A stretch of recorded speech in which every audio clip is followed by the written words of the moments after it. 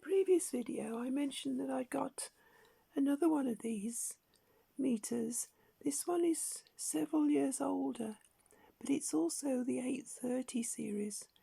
This is the M830B and this is the Delta Tango 830D Delta, and they look very, very similar from the front,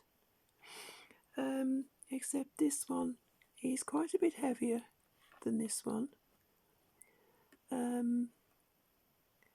it looks almost the same sort of moulding, same sort of ranges, except this one has got the continuity tester buzzer and that one hasn't. This has got the diode test position the same as that one, but it doesn't do continuity. But one thing you notice is the size of the cables. Look, this is nasty stiff, thin cable on the later version, as opposed to the nice thick, more flexible cables on the old version. The test probes are very similar, probably almost identical, except these just feel a little bit more chunky than these. So this meter was a lot cheaper, but this one is very inaccurate. So anyway, let's just have another little look underneath. Let's get all these cables out of the way.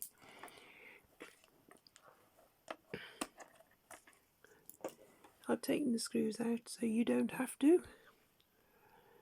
Now this one looks like that inside, as you know from a previous video. This one, you have to be very careful taking the back off because it's specially designed to smash this LCD if you try and peel the back off like that. So you have to carefully pull it out from that end. It's these things, these lugs here, they catch on the printed circuit board there and they lift it up as you try and pull it off. Now you notice, look, as I mentioned in a previous video, this one has got a screen on it and a little spring to earth it, and this one hasn't. They are a different design, as you can see. This one's got a piezo buzzer, this one's got a much bigger printed circuit board. But let's get that out of the way, get all that out of the way, and have a look at this thing.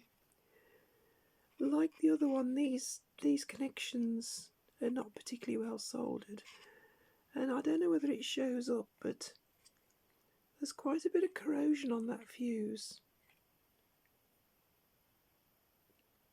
and on these input sockets. I don't know why. It's not the battery. The battery connectors are perfect, so I don't know why that's suffered corrosion. It was like that in the first place. So this thing's been stored, probably had water in it at some point when it was stored, before I even got it. What I forgot to mention was you can fit these plugs from the later model into the earlier model and they fit perfectly.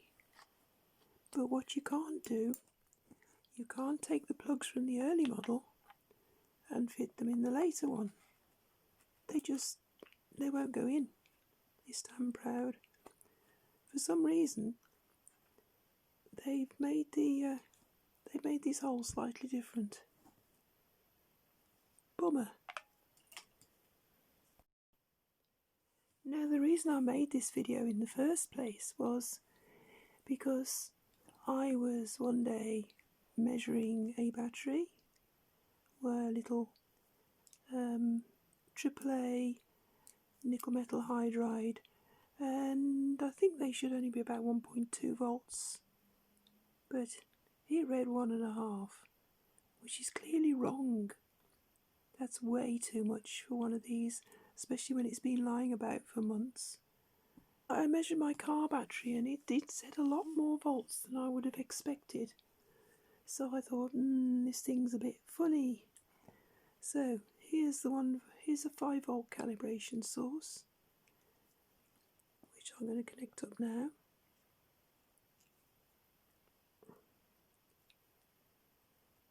And turn it on.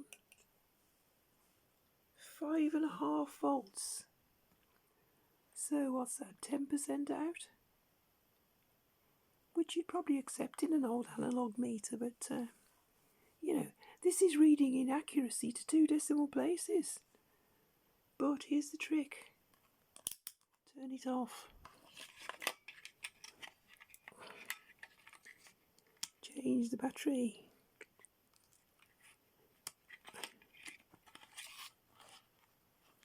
Turn it on. Now look. It's reading the correct voltage. It seems the accuracy depends on the battery voltage. And in here, there's a pot.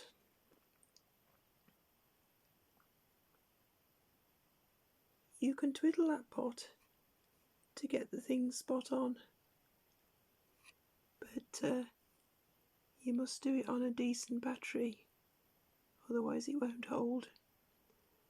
So I was going to throw this thing away because it was so inaccurate. In actual fact, all it was the battery. So